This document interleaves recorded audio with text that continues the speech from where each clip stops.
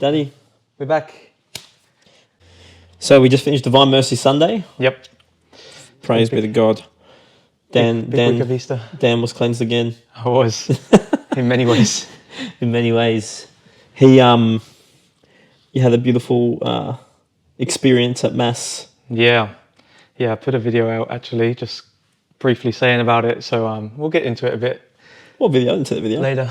I filmed it on Tuesday. Did you? Yeah. Oh, yeah. Just giving a little sneak peek to this week and what we're going to talk about. But I was sort of saying to you, it's like we had the Holy Week and sort of praying and going to all these extra masses every day and different church services and all of we literally did everything, all of the add-ons and just like having a great week.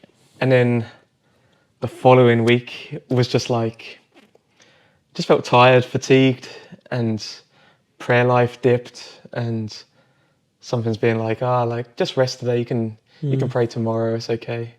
It's like the devil on your shoulder, just like, nah, don't worry about it. Do it another time, and then that time just never comes. So I sort of went to the Divine Mercy Mass, and straight away I was like, I need to go to confession, and just sort of give these feelings across because definitely was neglecting prayer and sort of my responsibilities as well. And after we'd already done the episode anyway on the Mass, and we'd gone through all of the detail, so I'd already gone into that Mass with the mindset of, I really want to focus on this and try and take everything in, but I wanted to feel cleansed going into it. And that actually is part of the Divine Mercy sort of Sunday, if you go to confession, and it's part of the plenary indulgence? Receiving Holy Communion. Yeah. And doing prayers, go to confession, And then we did the extra Holy Hour as well afterwards. So I think that all sort of went to what is a plenary indulgence.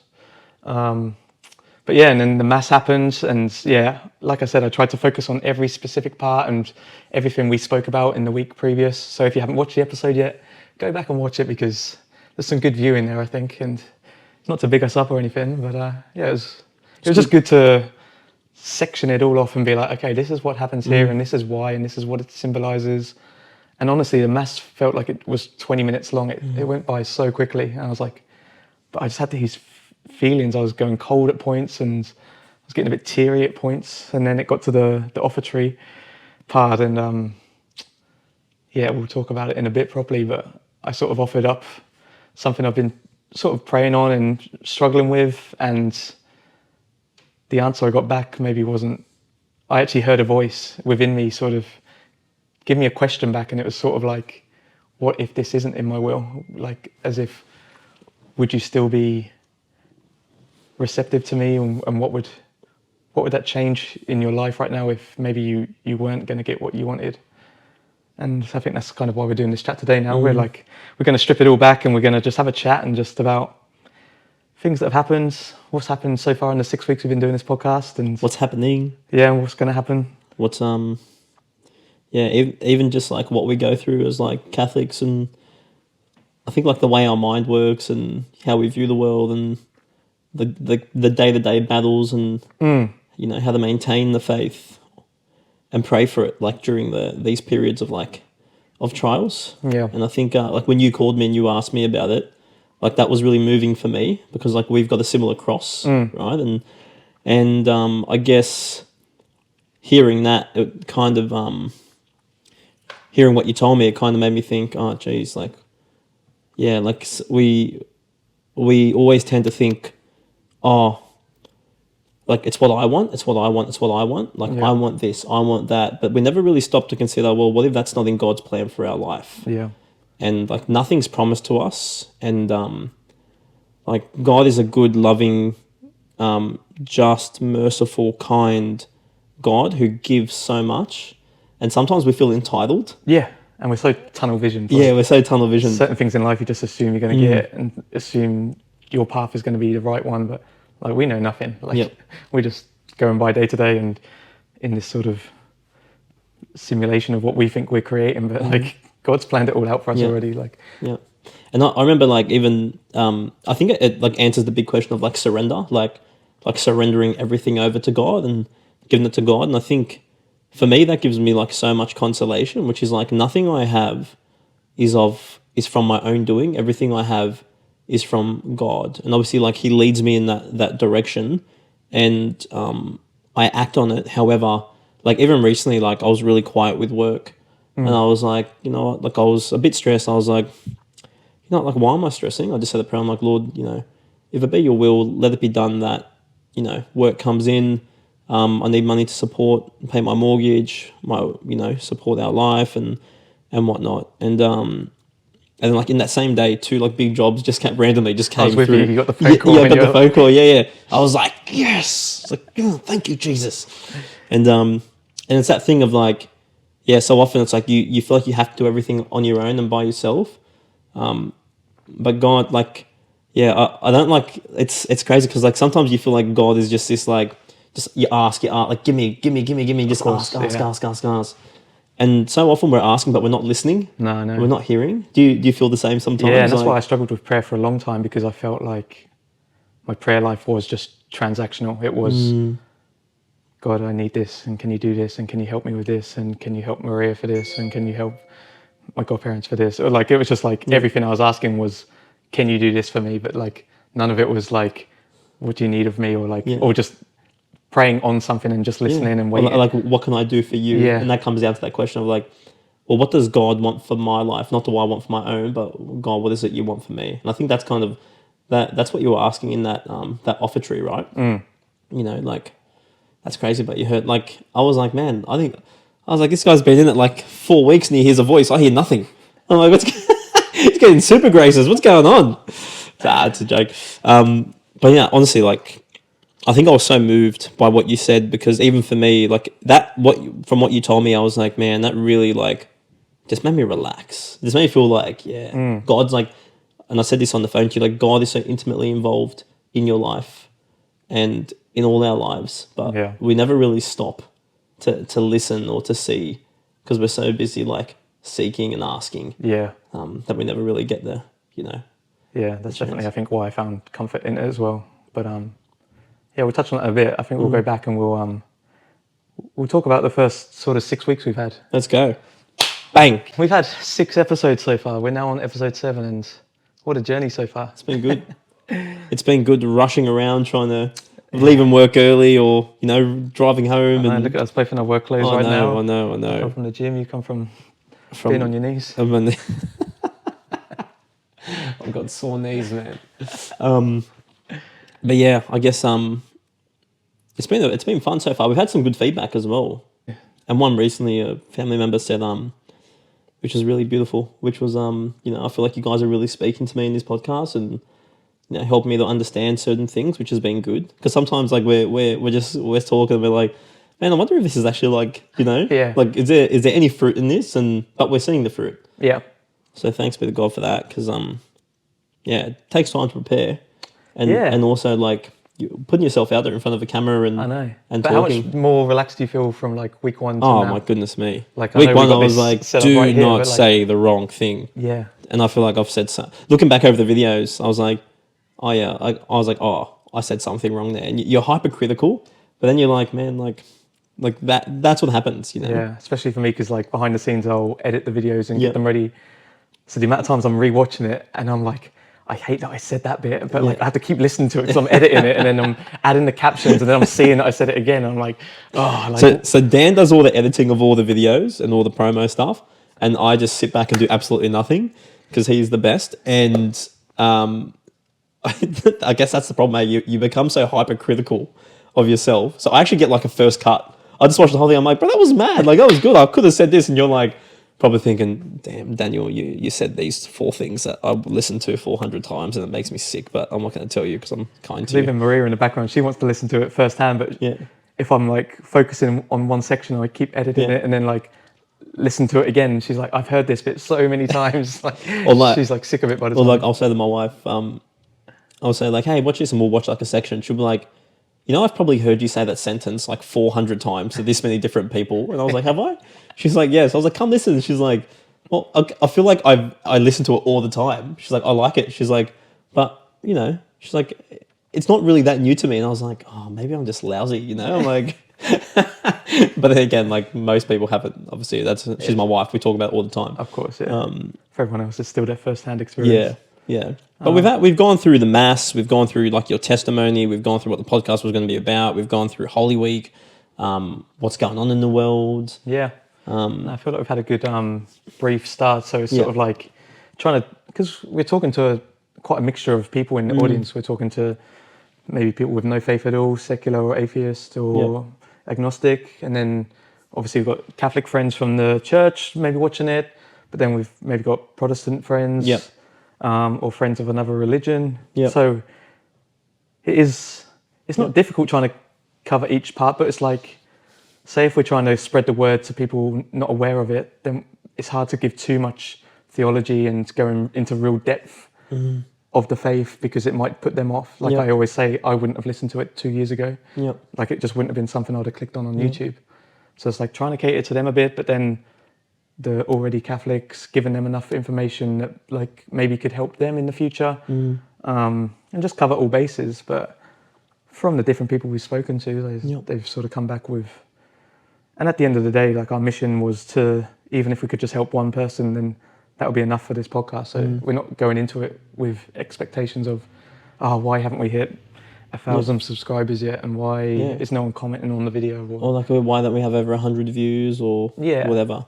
Hey, well, actually, like when like, remember when I was like, bro, like 15 people watched it. I'm like, that's mad, 15. I was like, it's like 15 people in the room, man. I was like, who are the 15? I know. And then we get like one of the, I don't know what the highest video, like maybe 100. Are we up to 200 on maybe one of the videos? Yeah, I think one's like 250. 250, yeah. I was like, but it's like, imagine 250 people sitting in the room. That's like a whole church, maybe, you know? So it's kind of interesting. And yeah, you wonder. So if you are one of the viewers that are watching frequently, just drop a comment. Just let us know. Honestly, even if you hate it, tell us you hate it, and like even if you private message us, it doesn't have to be a comment. Yeah, I want you to comment. I want you to publicly shame him. Just don't just say Dan. Dan. We don't know which one. But I hate Dan on the podcast. Oh yeah, hey. Yeah, I hate that guy. No, the guy that's always sitting on the right. Which right? My right. But yeah, so I don't know. I'll get one thing. Like you're what? I don't know how many weeks into it now. Nearly 2 months, maybe. What's this? Sorry. Into the faith, like into baptized. Yeah, maybe 6 weeks or 2 months. 2 months, maybe. What would you say? Like, I don't know if I've asked you this, but like, what do you think the hardest thing about being Catholic is? Like, I've quite enjoyed it, but it's like we are now part of the identity of the faith and of like people now know we go to St. Michael's or St. Mel's. So like we are sort of parts of all of these communities, and even now doing the podcast, we do now represent these people to and the however church in many. General, So if we were giving this example right now and trying to be all good, but then behind the scenes at work we're really crude, or we're bullying someone or gossiping or just talking bad about something, it's given that conflicting thing. And I think that's where people's hang-ups can be with the faith, because in the past things have happened in the church, and obviously it's not a good look for the church, but we're now also held accountable to that, because if we went out of our way and did something bad, then people would be like, well, that obviously means they don't care about the faith, or the faith isn't much for them. Yeah, I guess for me that's like the that's the hard thing. It's because like I found that like when you, I don't like using the word, get a reputation for being faithful, but like when people know like, oh, you go to church, or like, you know, you whatever, you're Catholic and practicing, like you always feel like you got to be on your guard and vigilant, like, and it's that thing of like, yeah, like you want to just be normal, natural, you know, and like me working in construction, it's a very like you get a very mixed group of people. It's very rough. There's a lot of rough speech, and I guess people that, you know, it's a very openly free market to say what you please, and you know people they're very disagreeable, so people aren't really worried if they offend you or not. But I feel like you always have to have, like for me there's always like a guard up of like even when I'm like working for clients or saying, like if they say something I disagree with, you know, I'm like, oh, is this an opportunity now where I can be like, hey, let me like fraternally correct you, or like tell them like, oh no, this is actually what I believe and this is why, and have you ever considered this? And not just like telling people, oh, you're wrong. It's like, hey, like there's an alternate. Have you ever heard of this alternative opinion? Yeah. I think for me that's like my main struggle of like you tend to fear like, okay, what, like you want to speak up, maybe like I feel like you're better. I feel like you're way more courageous than I am. Like you'll speak up more than what I will. I was actually about to say this. Whereas I used to speak up, and then I've kind of like over time, like I don't know if I'm like pick and choosing my battles, or I'm like maybe I'm less courageous, or more like I can't be bothered, or No, I was about to touch on that because I was going to say the one thing I haven't really had yet is a real pushback, whether that's in person or online or with a friend, or you can tell, like say if I've tried to speak to a friend about it and they've sort of just brushed past the part about faith and talked about something else, and I'm like, okay, they don't really want to talk about this. So like that's easy, like just to move on. If I'm like, okay, it's not their time. But I haven't really had the conflict of, I don't agree with your faith. I don't agree that you're doing this, because I don't know how I would be then. Like you're saying, I'd be more courageous, but I think I maybe have picked the right times just to speak to people. So it's been more fruitful in them moments. And sometimes you feel like, do you ever like form like how the conversations are going to go in your head? Yeah. Sometimes I'm like, yeah, I'm just going to come out with like this verse, or like this church father, or like this logical conclusion. I get there and I'm like, yeah, I get your point. And like I'm like, bro, like there's like, it's like you put these ideas in your head, or even like when you think. Sometimes I've like had this where I'm like, oh, I know this is going to come up tonight. I'm going to get attacked by this person tonight, and it's happened, And then sometimes I'm like, I know what they're going to say. I'll plan the response, and then that won't be the response I say, and I feel like it's going to be like a head clash between this person and I. And then it's like this really fruitful, receptive conversation, and like it's real open, and you're like, geez, like... Yeah, I've had that once or twice. You expect it's going to be a real clash, and then they're like partly receptive, and you're like, oh, okay, that was actually just and then you're a good like, chat. Are they lying to me right now? Am I being deceived and manipulated? And you're like, well, I'm just going to go with it, And I think what we're seeing in the culture right now is like you see that shift of like women moving towards like there's like that trad wife movement, or like the men wanting to be like a masculine, like a resurgence of masculinity, or men wanting something authentic or something traditional, or men just wanting to be men. Yeah. And what do you think? Like, what do you think sparking that? Yeah, I've spoke to a few people that like we both know, and that we've met along the way, and also just from doing a sort of bits of research in it as well. And the key points that keep coming up is like, one, it serves a purpose that men need. Like you just said, in the world right now, it's like you have to earn a certain amount, you have to be this certain man, or toxic masculinity, and you get them programs on TV. I haven't even watched it. Is it the Manosphere or something? Louis Theroux one? Yeah. Of just all like what all these men are. But I think you find that like you keep fighting your way to the top of whatever that may be, of money, of your job, of your stature with friends. But like, if you get there, then there's that moment of like, I still don't feel accomplished. Like there's something still missing. And if you don't make it there, then you're just constantly feeling like you're not meeting the mark. Whereas in church, like we're told that we're made in the image of Christ, and that's a powerful thing to be told, and that you are something to the creator of earth. Yeah. And that just gives your life so much more purpose and meaning, that everything else is just then like a side hustle, pretty much. Like, as much as we need to still provide while we're on this earth, but we can't take that to the grave with us, and we're not taking that to heaven if we make it. And I think men, like the culture has moved towards like, I think like talking about like, I watched that Louis Theroux documentary. I actually thought he did an okay job. Like he did a good job of presenting it, and the people he had on there, like I don't like they're not the men that we would say that we would aspire to be. Like, like they didn't believe in monogamy, disrespect women. That's not like what we're saying is what is good, or what like men should be working towards. Like I would say like, yeah, they probably do fall in that like toxic category. Yeah. But I think like the men that we speak to, they all like, I was on the phone with a mate last night. He's like, I just want to find a wife and just provide. Like, just want to find a wife, provide, love her, have a family with her. I don't care about being rich. Just want a good person to share my life with. And I was like, oh, bro, like men aren't actually asking for too much. No. Like, but there's that, like they've all, this guy, like he's had his fun.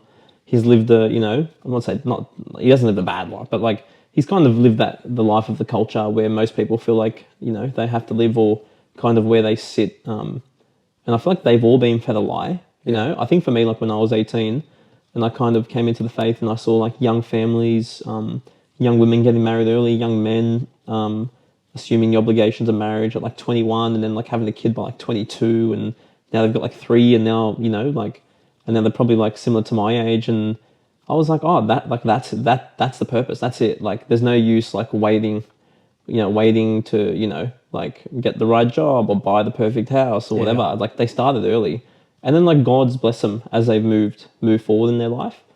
And yeah, no, I find like, I remember like when I was actually speaking to I went to Father Benton. I asked him like when I was 21, I was like, hey, you know, like, should I get married? He's like, obviously. Like I was like, oh, you know, but I've got to buy a house first. And he's like, why do you got to buy a house before you get married? Just rent. And I was like, oh, I can't rent, you know, like. He's like, mate, like if you're gonna wait for everything, you know, for everything to line up before you make a move and whatever. And he was telling me, he's like, mate, I've got young people in my parish younger than you that have already married with one child, for example. He's like, and they rent. And I'm like, what, you're gonna stop because of you need to buy a property first or whatever. So I kind of like I saw that early. So for me, I was like, oh yeah, I'm definitely gonna like, well, I'm just gonna pursue that, you know. Got a girlfriend at 18. Cara knew that I wanted to get married quite young. She did too, although it didn't happen until like 25, 26, which may be young for this day and age. Yeah. But then like I kind of feel like we've also got some friends where it's like they were kind of sold the wrong lie of like sleep around with as many women as you can, go out, party, club, build money, and then you're going to attract the girl. It's about, you know, being the rich guy or whatever. Yeah, it's like social expectations. Yeah, but now they're like they may have missed a boat. God willing they haven't, but like there's also that thing of like, well, also with girls, like sad to say, but like they also like have, when it comes to having children, you know, they're limited when it comes to timing. And I know like we've spoken about that, and like one thing I've advised like young girls that are mutual friends of ours, which is like, hey, don't just marry to have like just for the sake of some random to have kids. It's like, no, but like don't think you've got all the time in the world. Don't put it off either. Yeah, don't put it off. If like the right occasion. Yeah, and I've also spoken to older women who chose to pursue a life in a career, for example. Yeah. And then they ended up realizing later on like that was the wrong move, and I can't have children anymore, and that's the biggest regret of my life. And I have to live with that decision. And I was sold a lie that I would be happy by just having a job and whatnot. And I kind of feel like that's where like I feel like men need to be, young men especially, need to pursue that, like need to pursue relationships, marriage, family.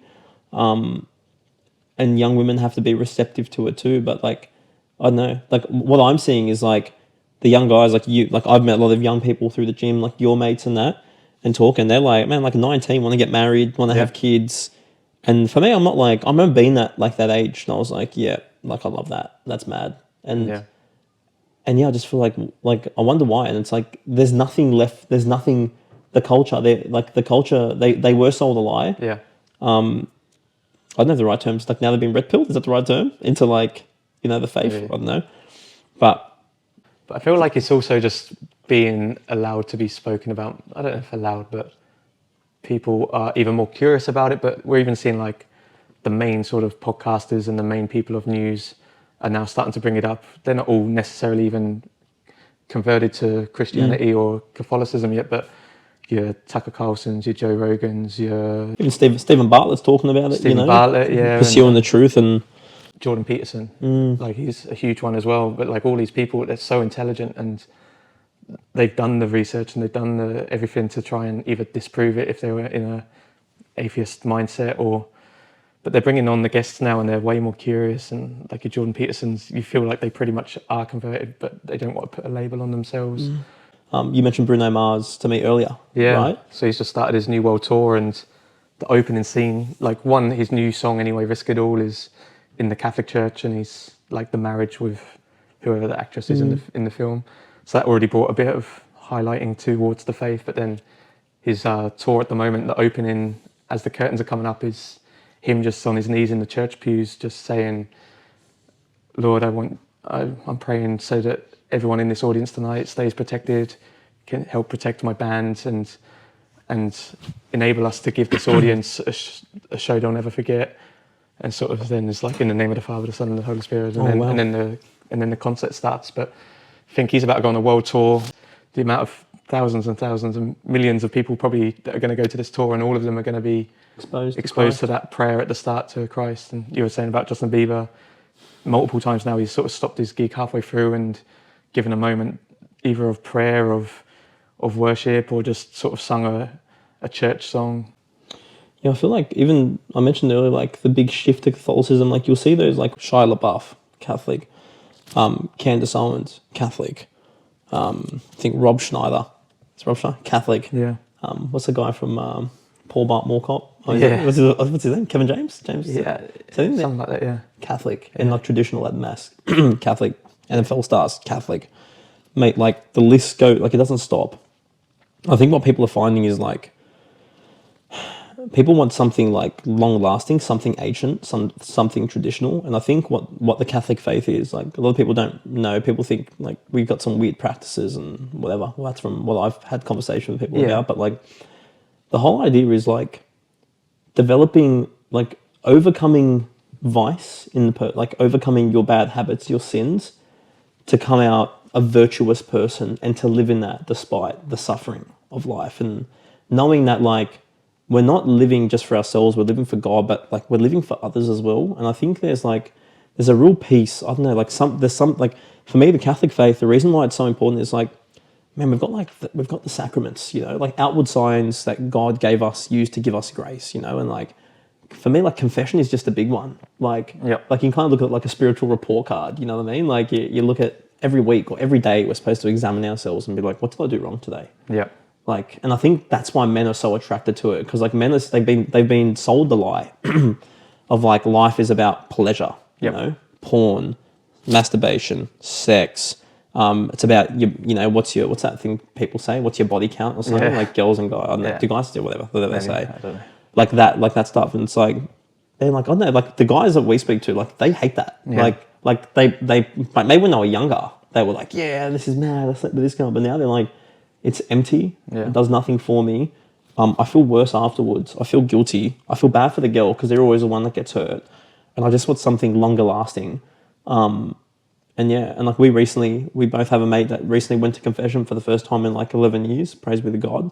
And like, I think that like there is that desire and that call, like that, like deep in the soul. Everyone's yearning to be loved, but everyone's also yearning to come home back to God, you know. And even if people don't really understand what it is yet, I feel like there's that like men, they're drawn to it. And especially like I was explaining to a friend of mine, he's a Muslim friend, I was explaining like the Catholic concept of vice and virtue, and like, you know, we have vices, and like, you know, we're called in the spiritual life, we don't believe in like the one and done, like we're constantly called to be better every day, to be more Christ-like, to live that way. And God gives us opportunities where we can overcome our struggles, and he was like really wow. He was baffled by the concept. He was like, bro, really? Yeah.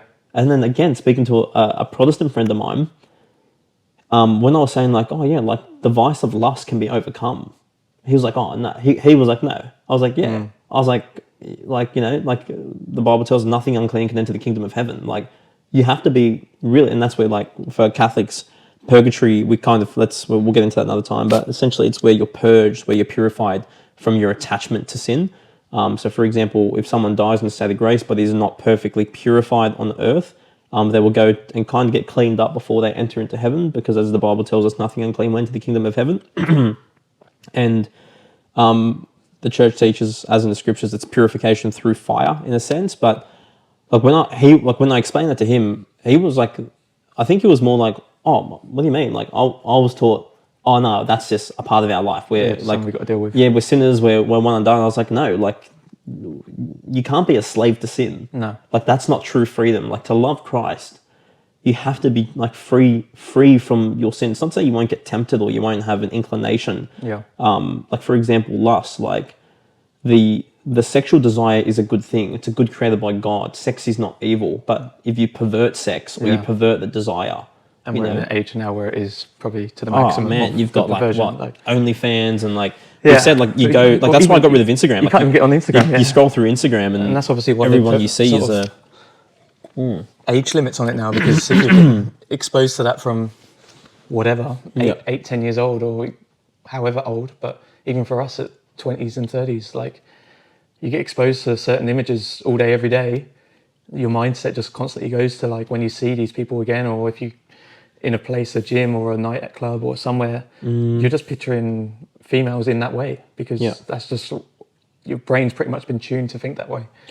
Yeah. What do you think's like for young men? What do you think the one hang up is? Like I know, like because like Definitely no sex before marriage. yeah. I reckon that's That's a probably big number one Yeah, that's probably off the top of my head.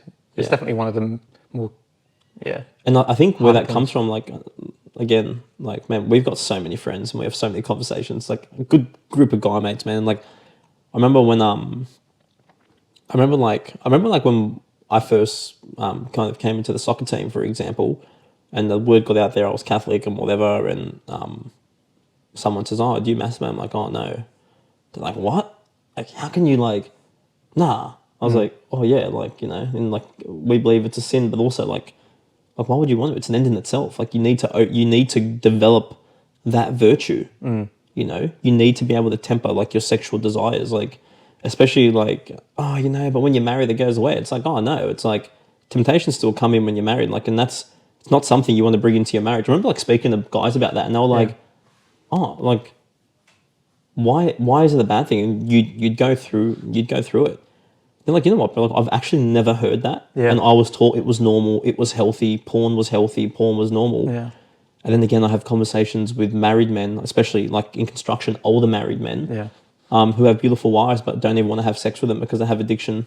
They have addictions to porn. Yeah. And like they would prefer to look at the screen and masturbate over two people having sex than they would to actually do it with the love of their life, who they have children with. And it just like it destroys marriages, man. Like I see it with older, like obviously not with younger guys because we're recently married, so that our friends like that I don't see it as often, but in like 25 years down the track, like with guys like saying 25, we're 29, let's say guys, who are in their mid to late 50s or early 60s, man, like they openly talk about it. They're like, yeah, bro, like I'm shocked when I'm like, I hear like, oh, we're in open relationships or, like, or you do just see divorce, man. Yeah. And it's so sad because like everyone's been sold this lie. And I think that's why like there's also the move towards the faith again. Cause like there's been this destruction of the family. Yeah. Destruction of like, People come from broken homes or. and everyone's broken, man, including us, we're all broken. And that's sort of touching on a word you said, was that like earlier you mentioned suffering. I think that is the other part of, especially men coming to it, but for men and women to go to the faith is just, there is so much suffering in the world, whether it is what we just said, a broken family or just anything from death to illness to just jobs or partners, whatever it may be, we all suffer daily pretty much. There's going to be some level of it, and there's not really an answer for it if you're looking within the world of how to survive the suffering. It's just the old thing the men would do is just like, I'll just get on with it, or like you'll be fine, just carry on. Like there wasn't any real advice, and then therapists suddenly then came into the equation, and they were there to be intrusive within your relationship and find out things, but there was no real success rate to that either. And it's like the church and the faith of the Catholicism especially, but it's just Jesus did the ultimate sacrifice and suffering for us. And if this pretty much can take us back to what we started with my offertory, but we have that moment in Mass where we offer up something, whatever our cross is, and that is our moment of, can you help us in this moment, because I need your help with X, Y, and Z. And we put our cross with his on Calvary, and that is our way to have the one and only sort of guide us along the way and be that person to take our suffering and help us along the way. So yeah, like what we were saying was in offertory, I had this voice, and one of the things I've been offering up lately is so we've been struggling with our fertility journey and conceiving for ourselves. It's been like a couple of years now, and as you said, as we get older, it's only going to become more difficult. So it hasn't necessarily been like a stress that we've panicked about, but like we also know that like we'd hope it would happen sooner rather than later. And obviously you get people along the way always asking like, so where's the kid? When's it going to happen? Like you get them along the way and it's, yeah, whatever. It's sometimes it hits you harder and sometimes it's maybe not what you want to hear because you just know the answer is no, or like it's as if you're not trying. And you go through all of the tests and you're like getting each other checked out. Are you all good? Are you all healthy? And maybe try this diet or maybe try this. And you're sort of getting sent left, right and center for what you could do to help your chances of conceiving. But when everything comes back good and then you're like, well, why is it still not happening? So it gets to the offertory and you're offering it up. And I just went cold in that moment when I said it on Sunday, and a voice within me replied to me at that moment and said, and questioned it. He didn't say it was a no, but he said it felt more like, what if it isn't in my will? And it just felt like a question of, you don't really know what your journey is, and maybe just don't keep focusing on this. Like there's bigger things maybe to do right now. It wasn't saying, you're not going to get a child, but it also felt like, stop coming to me about this. Like if it's in my will, it will happen. But maybe you could be using these moments for something deeper or things that we can work on right now.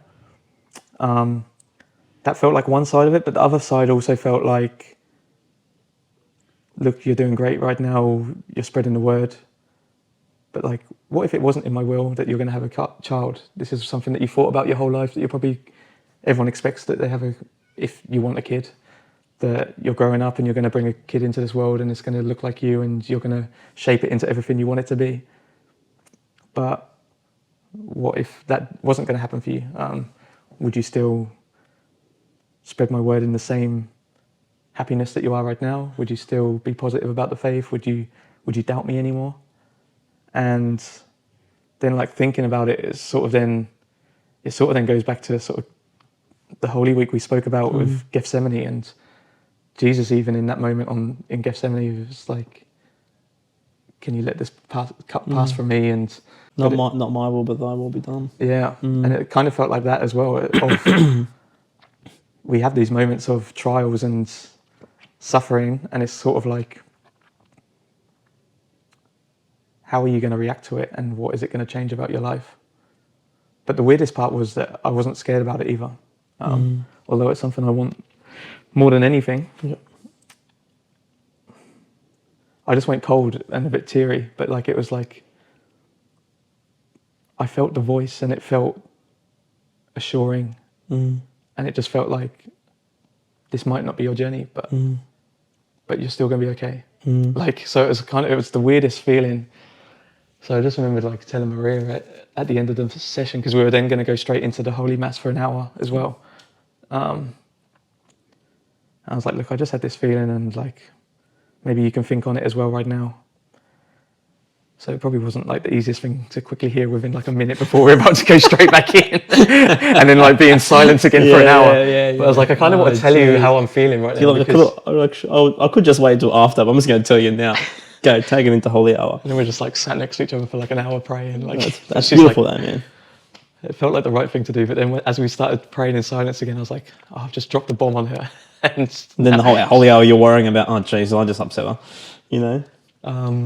But I think that speaks to something, Dan, of like hearing that voice and like what we touched on earlier, which is so often we think it's what we want, you know?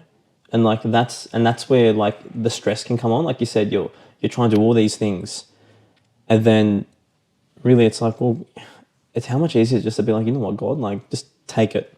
Like you have to tell him like, this is where I'm going. You know me intimately.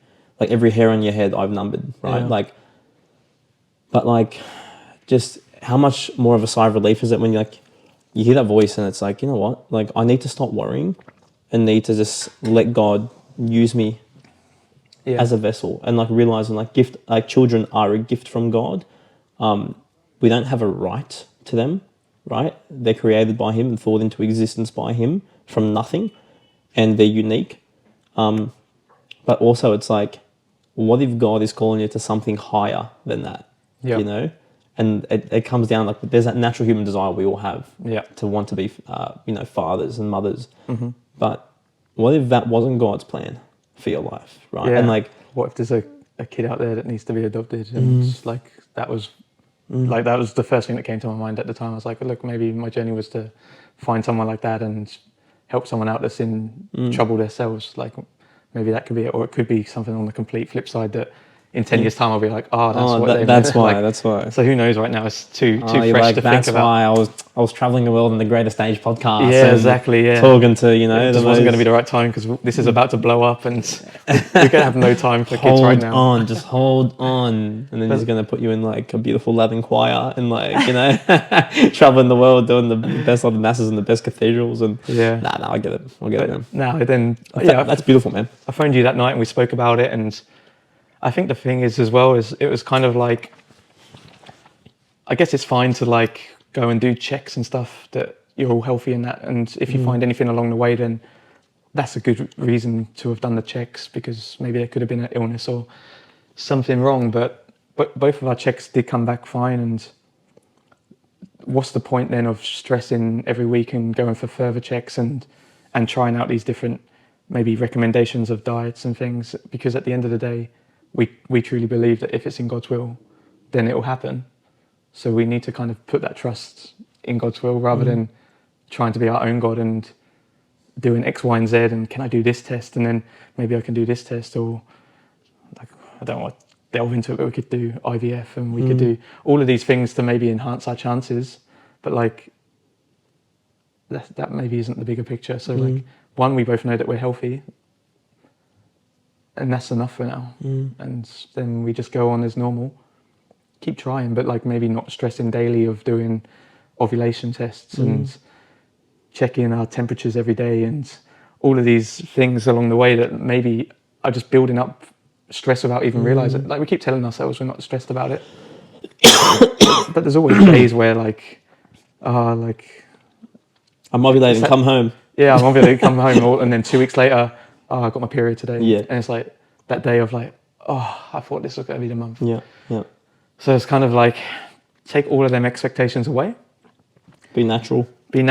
Like focus on maybe there's more important things right now, whether that's this, whether that's... And it's not saying stopping. No, you're not exactly. going to stop trying. Because I think that was what... It's like you don't want to revolve Maria and I had the around. chat. It was sort of like, so are we stopping? I was like, no, not at all. Like, but let's just be at ease with it and enjoy our relationship together, and what happens, and be grateful for everything we get along the way, and if it's in His will. And also for everything you already have. Exactly. And I think that's a big thing, man. Like whenever I complained about my crosses, sometimes I'm like slapped in the, like when I'm reflecting in prayer, and I'm like slapped in the face, and I was like, man, I've been given so much from God, like so much more than I could ever ask for, more than I deserve. And like, it's such an easy thing. Like we play the victim, we focus on like what we don't have rather than what we do. Yeah. And then you kind of like, it's such a bad way to live. Like, I don't have this, I don't have that. But that's the other thing with social media and the world we're in. Because that's part of the reason why I had to get off it. Yeah, of course. And first, Dan also like you do help me with the uploads of the of the stuff as well, and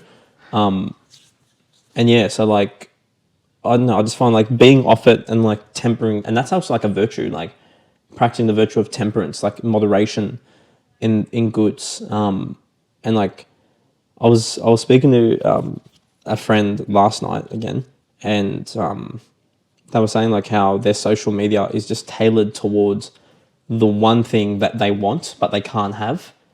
And I was like, you need to get off it. I was like, just get off it. Like that, we are not meant to see this many people's lives, this many good things happen to everyone else but not yourself. And it's that saying like, ignorance is bliss. And I know like a lot of Catholics don't like hearing that, but it's like, what you don't know doesn't hurt you. It's not saying purposely be ignorant to the important things. It's like, no, it's like, so we don't need to know that someone's bought a new car, a new car, or their new house, or that they're renovating, or that they're I don't know, their business is going well and that it's growing, or that they've just had a baby, and then you look at everyone and the whole algorithm is babies or whatever it is. Like that can be like, it can just be, man, it can be a killer to some people. And that's where like, how many conversations have we had with friends of like, as soon as they get off social media, like, bro, I feel human again. Yeah. I'm seeing, More connected, yeah. yeah, I'm like seeing, like, mate, I look at it. One I heard was like, bro, do you ever just walk past a tree and just stare at the tree and be like, bro, that tree's like 100 and something years old, and like that was here before me, and like, and just go really deep into that, and then it kind of leads to that thing of back into God and being back in nature, like those little things. I don't know. I feel like when we remove ourselves from the saturation of that stuff, we can really focus on the big stuff, which is God, and then like giving our lives to Him and letting Him do with us. And it's not saying social media is evil. No, it's a good. Like, it can be used for good. It's a good to be enjoyed, but it has to be tempered. Yeah. And I feel like that also takes us away from God, because we look at the things we don't have, as opposed to what we do, and also takes away from prayer life. Because you mentioned earlier, like, Yeah. like maybe like for me, I remember like I had a very similar experience during Lent where I was like, man, was going well during Lent, everything was well, and then, you have a big Holy Week, and then straight up, there's a screaming kid outside. Jeez. Keep being it. Maybe a kid fell. Anyways, God willing. It's Easter holidays. Easter holidays.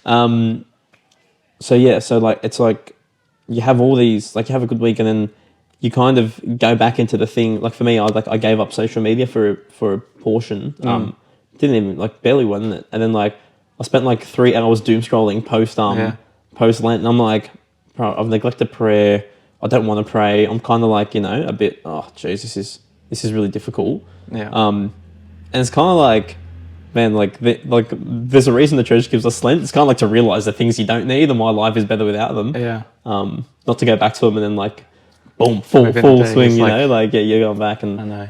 And I also felt like during that, it's like, it's interesting because like God gives you, I feel like God gave us, like, there's so much grace in Lent, so much spiritual help and consolation, and then it's not that He removes it during Lent, but it's also like just being like, we're just dumb idiots. We just like think, I'm super strong now, I'm gonna go there, and bang, get slapped in the face. 3 hours later, 4 hours of YouTube, I'm like, oh, this is the worst thing. Yeah, I'm still weak. Yeah, I'm like, oh, I am an idiot. The amount of desserts I've eaten since Lent ended. How much chocolate? No, not so much chocolate, but it was Maria's birthday as well. Oh, what did you make? I made her a big Bass cheesecake. Bass cheesecake. I've just been eating that like every night. So, Danny, what would you say to people, like, either in a similar situation to you, or like when it comes to the cross they're carrying, like, what advice would, like, after you receiving that, what advice would you give them? Like, would you? It's going to be hard to give an out and out, but for people similar to me, I think it's just this goes to pretty much everything we just spoke about. It's just maybe try and sit with yourself for a while and don't get too overly stimulated with what's happening around you. Try and listen to that voice, because I actually felt like I heard that voice because during that mass I was doing everything I could to be so present in every moment, and I was trying to visualize that the guardian angels were coming forward with the bowls with my offertory, happy, and I was trying to picture heaven on earth, and that the priest was becoming Jesus as he was presenting his body. So I was like so in the moment at all times that I'd quietened the noise around me, and maybe it just was the perfect time that I then could truly hear what the voice was. So I think maybe it is just trying to pray more, or spend some time, alone time in silence, or like adoration. The amount of good things I hear about adoration, that's sort of all of these things I'm saying combined, really. Time in silence, time in prayer, but time with the Eucharist and the body, and being in the church as well.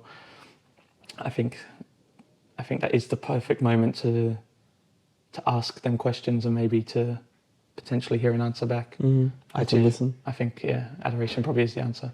Yeah. And for those listening that may not know what adoration is, I don't know if we touched on this on the last episode. Briefly, but essentially it's a period of time in every church where Jesus in the Blessed Sacrament in the Eucharist is on the altar in a monstrance, which is just like a golden stand with like a star around it. It's something usually beautifully decorated, and it's where he's exposed, otherwise referenced to or as exposition of the Blessed Sacrament, where we go there for an hour when, let's say, there's a church in Belmore that says on Wednesday nights between 6 and 7, Jesus will be exposed on the altar, and we go there and adore. That's where the word adoration comes from. Like, we adore God.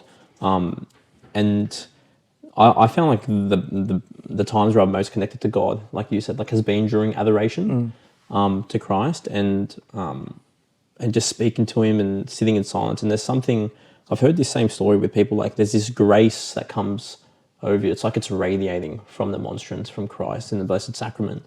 And yeah, I feel that's a really important point you made, man. Like that's actually, I actually wasn't expecting you to give that answer. No, me neither. That was that like was a moment of grace myself. Yeah, that was maybe beautiful. telling me to come. Because now I'm like, I should get adoration night. I've got dinner. There, I can't go. But two of our friends that we met from the gym, they're both sort of new into the Catholic faith, and both of them, the majority of the reason was that they went to adoration during sort of questioning the faith and whatever backgrounds they came from, different Protestants or whatever. But it was actually the adoration part that really they connected and felt something telling them they were on the right track, or whatever it may have been to them personally. But for them, adoration was the answer as well. So I think, if anyone has, we all have access to it. But and there are also some, you can look, there are some churches that have perpetual adoration, which means 24 hours, 7 days a week. Like St. Jerome's is one of them. St. Joachim's in Lidcombe. I think you just need to ask the priest for the code to the church, because they keep the doors locked. So at any hour, any time, like 3 a.m. at these perpetual adoration churches or chapels around Sydney, you can go, and it's the same all around the world, or whatever state you're in. And it's just a beautiful way to spend time with Christ and to let him transform you and to change your heart. And also, like, we're also anxious and stressed, and like we've all just like in the monotony of life that like even if you don't feel anything, you're forced to sit in silence. Yeah. So like, because you're blocking out, and you can't be on your phone, you can't, like, because you're blocking out the noise. Yeah. Like there's just something's going to come into your head. Peace of mind, and exactly, and you just realize like God works through you like during those periods, and sometimes like answers that I've wanted that I couldn't get elsewhere, just because I'm trying to figure it out all by myself. Only up until I went into adoration and I sat in silence, and man, like, you said mass was like 20 minutes, like it's an hour, but feels like 20 minutes. That's how adoration feels, because you're just like, you're so enveloped in God's love when you're in there. It takes time to get settled, don't get me wrong. It's like I walk in every time, I'm like, oh, I'm in the presence of God, I'm in heaven. No. Brains are going it's going a million miles an hour. And like for me, usually there's like this one like boom, and everything just settles. And I'm just like it's like the world gets blocked out, and then it's God and I'm speaking to Christ, and I don't hear an audible voice back to me, but like I hear answers, it's like things go into your head. Yeah, like things I would never think of that come to my head, and I was like, okay, I'm going to pursue that. And when I pursue it, it always ends up working out the way that it was supposed to work out. So thanks be to God and to his Holy Catholic Church for giving us, and to Christ for giving us his body. And I guess maybe we'll wrap it up on that then, eh? And I was going to say, just moving forward, just let us know if there's anything you want to hear. Like, we're at this point now, 6 weeks in, we sort of touched on a few different subjects. Is there anything that off the top of your head that you want to have as a subject? I think we will get a priest in to talk about the sacrament of confession. Yeah, I was going to say that we're actually we're looking at, we're going to get a few guests on soon and start that sort of conversation where maybe we can get some of your questions across. And we've been asked a few questions on confession, so we kind of want to compile that in, get a priest in. Obviously, confession is done with a priest, so who else better to answer that than, of course, a good holy Catholic priest? And also just whatever questions you have, like feel free, send them our way. Friends, you guys have just been messaging us privately through text or whatever. Just send it through, and like we've had some great feedback. We know that God is using this podcast to help people change lives. Even if it's in a little way, we're not claiming that we've got this grand podcast, which is like making people walk into a church and they're all getting baptized and converting. Or no, we're not saying that, but God is using this in a way that He sees fit, and it's opened up so many fruitful conversations and doorways, like even like ones I haven't told you about, Dan.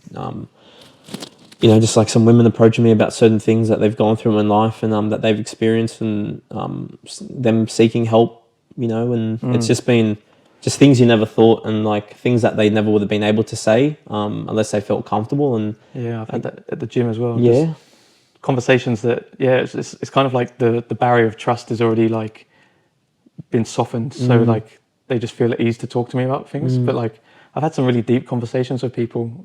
I've gone in to train or work, and then bam, we've had like this real deep discussion straight away. I'm like, wow, like that was deep. yeah. Like I wasn't expecting to come into that sort of a conversation with you right now, but I think maybe they just feel at ease that like now we're talking quite openly and honestly, and we're letting our guard down from our end.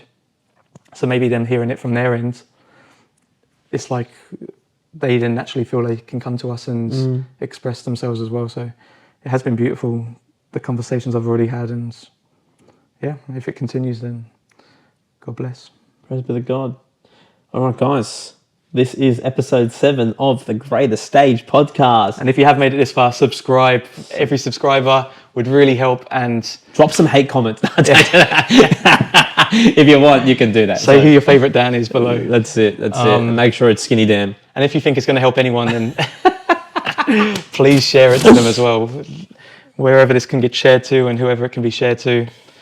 If it can reach the right person that it's going to help, that would be beautiful. And Amen. Do what we can do. Mate, how many times did I slap my knee today? I didn't notice too many. Good. I hope not. I'll count them when I thought we were quite serious. That was good, but God willing, this podcast goes where it needs to go. Dan, the Godfather. Dan, the Godson. We'll see you back for episode 8. God bless you. God bless everyone. That was beautiful.